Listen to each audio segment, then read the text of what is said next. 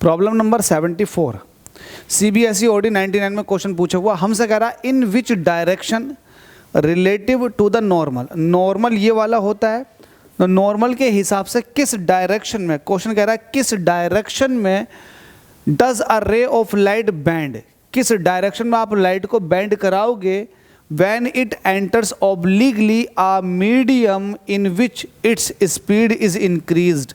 आपसे कह रहा है कि आप जो है लाइट की स्पीड को इंक्रीज कराओगे तो आप किस तरह से लाइट को डालोगे। तो लाइट जो है कुछ इस तरह से डाली जाएगी और ये डेंसर मीडियम कहलाएगा, फिर ये रेयर मीडियम कहलाएगा, और जब डाली जाएगी तो यहाँ डलने के बाद जो लाइट की स्पीड है वो बढ़ जाएगी और वो तिरछे इस तरह से निकलेगी। अगर नॉर्मल से दूर भाग रही है तो जाहिर सी बात है जो सामने वाला मीडियम है वो रेयर है, और नॉर्मल की तरफ को अगर लाइट आ गई कुछ इस तरह से, नॉर्मल की तरफ को अगर बैंड कर गई तो ये डेंसर कहलाएगा, फिर ये रेयर कहलाएगा। तो यहाँ पर जो स्पीड है वो लेस मिलेगी आपको और यहाँ पर स्पीड जो होगी वो हाई होगी। लेकिन इस वाले केस में यहाँ पर इस जो स्पीड है, यहाँ पर जो स्पीड है वो लो है और यहाँ पर जो स्पीड है वो हाई है। समझ गए? तो अच्छा क्वेश्चन था लेकिन बेसिक लेवल का था। अगली PFP में बात करूँगा या फिर अगली प्रॉब्लम के अंदर।